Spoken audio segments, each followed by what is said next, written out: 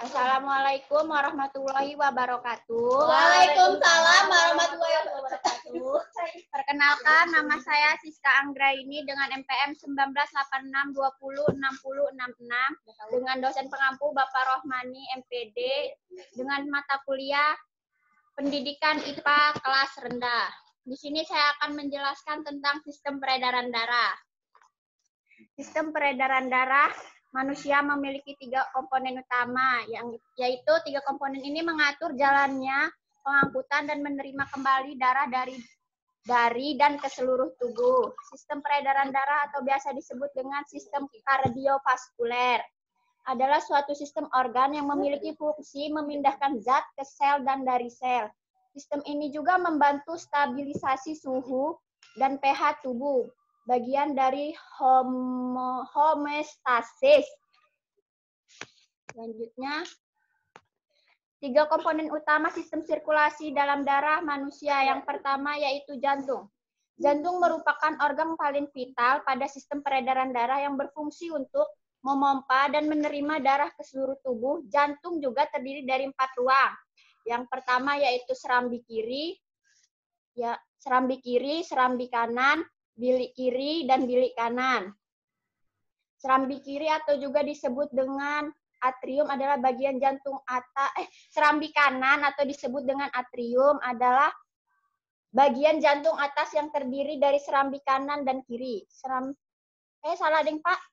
Serambi kanan sendiri berfungsi untuk menerima darah kotor dari tubuh yang kemudian dibawa oleh pembuluh darah. Sedangkan serambi kiri adalah berfungsi untuk menerima darah bersih dari paru-paru. Serambi ini juga mempunyai dinding yang lebih tipis dan tidak berotot karena tugasnya hanya sebagai ruang penerima darah. Selanjutnya yaitu bilik. Bilik juga ini ada 2, yaitu bilik kanan dan bilik kiri. Bilik kanan ini berfungsi sebagai alat untuk memompa darah kotor dari jantung ke paru-paru. Sedangkan bilik kiri berfungsi untuk memompa darah bersih dari jantung ke seluruh tubuh. Dinding bilik jauh lebih tebal dan juga berotot dibandingkan dengan serambi. Mengapa demikian? Karena dinding bilik bekerja lebih keras untuk memompa darah dari jantung ke paru-paru maupun ke seluruh tubuh. Terus, letak jantung ini juga berada antara paru-paru, lebih tepatnya di tengah dada, di bagian belakang kiri tulang dada. Ukuran jantung ini sedikit lebih besar dari kepalan tangan, yaitu kira-kira sekitar 200 sampai 425 gram. Terus, selanjutnya itu pembuluh darah. Pembuluh darah merupakan pipa elastis yang juga merupakan bagian dari sistem sirkulasi darah. Pembuluh memiliki fungsi untuk membawa darah dari jantung dan ke bagian tubuh lainnya. Di dalam pembuluh darah terdapat 3, yaitu arteri, vena, dan kapiler. Arteri itu bagian yang warna merah, dan yang vena itu adalah yang biru. Sedangkan kapiler adalah penghubung antara arteri dan vena. Arteri bertugas membawa darah yang kaya akan oksigen jantung ke bagian tubuh lainnya. Arteri juga mempunyai dinding yang elastis hingga bisa menjaga tekanan darah tetap konsisten. Vena adalah pembuluh darah yang membawa darah yang miskin oksigen dari seluruh tubuh untuk kembali ke jantung. Berbeda dengan arteri, vena mempunyai dinding pembuluh yang lebih tipis. Sedangkan kapiler yaitu penghubung antara arteri dan vena. Pembuluh darah ini juga dindingnya tipis sehingga memungkinkan pembuluh darah untuk bertukar senyawa dengan jaringan sekitarnya. Selanjutnya yaitu darah. Darah di sini berfungsi untuk mengangkat nutrisi, oksigen, hormon, dan berbagai zat lainnya dari dan ke seluruh tubuh. Darah ini terdiri dari 4 komponen, yaitu pertama plasma darah, yang kedua sel darah merah, yang ketiga sel darah putih, yang terakhir adalah keping darah. Astagfirullahaladzim, Bapak Arif ini ngapain? Ya Allah.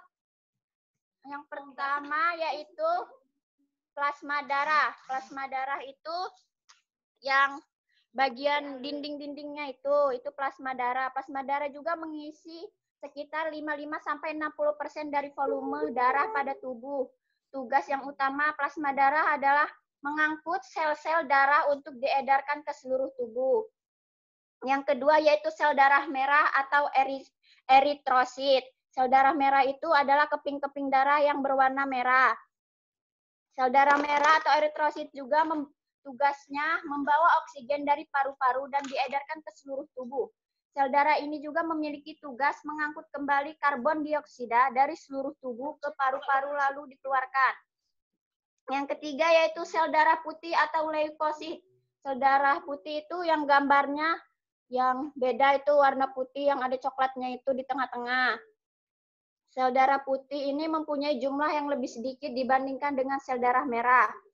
Sel darah putih mengemban tugas yang cukup besar. Sel darah putih bertanggung jawab melawan infeksi virus, bakteri, dan jamur yang memicu perkembangan penyakit. Hal ini karena sel darah putih memproduksi antibodi yang membantu memerangi zat asing. Selanjutnya yaitu keping darah atau trombosit. Trombosit ini memiliki peran penting pada proses pembekuan darah. Ketika tubuh terluka, tepatnya trombosit akan membentuk sumbatan bersama benang fibrin untuk menghentikan peredaran darah sekaligus merangsang pertumbuhan jaringan baru di area luka tersebut. Selanjutnya yaitu sistem peredaran darah memiliki 3 fungsi utama, yaitu mengedarkan darah ke seluruh tubuh, melindungi tubuh melalui sel darah putih dengan melawan kuman yang telah masuk ke dalam tubuh. Yang ketiga, mempertahankan homeostasis atau keseimbangan kondisi tubuh pada beberapa kondisi internal. Selanjutnya, mekanisme sistem peredaran darah manusia. Yang pertama yaitu peredaran darah sistemik atau peredaran darah besar. Peredaran darah besar ini dimulai saat darah yang mengundang oksigen dipompa dari bilik kiri jantung ke seluruh tubuh dan akhirnya akan kembali lagi ke jantung. Selanjutnya yaitu peredaran darah pulmonal atau peredaran darah kecil. Peredaran darah pulmonal ini dimulai saat darah yang melangsungkan CO2 dipompa dari bilik kanan jantung menuju paru-paru. Selanjutnya ini adalah gambar tentang mekanisme sistem peredaran darah besar dan sistem peredaran darah kecil. Selanjutnya, belum ding Pak. Mekanismenya itu sistem peredaran darah kecil atau pulmonali.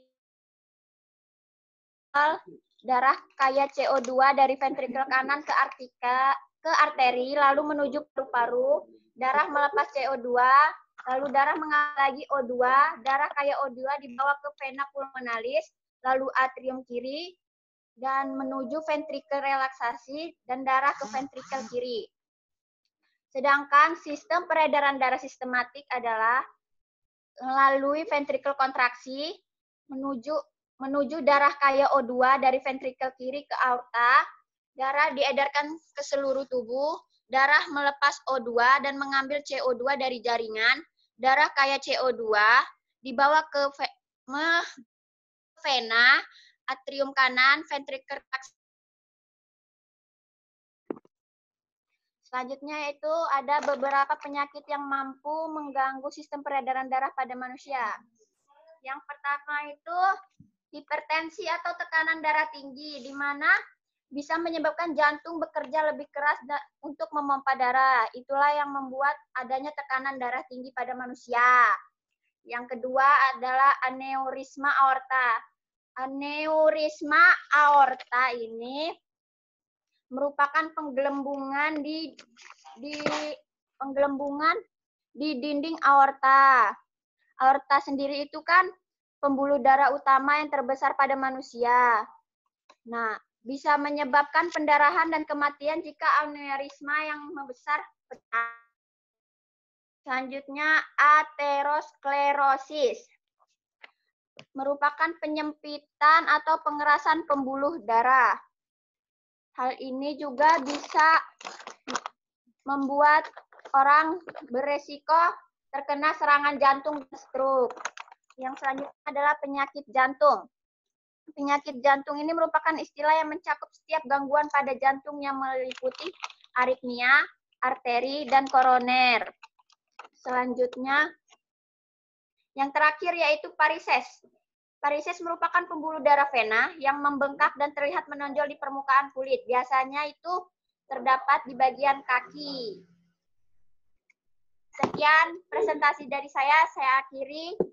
Wassalamualaikum warahmatullahi wabarakatuh. Waalaikumsalam warahmatullahi wabarakatuh. Waalaikumsalam warahmatullahi wabarakatuh.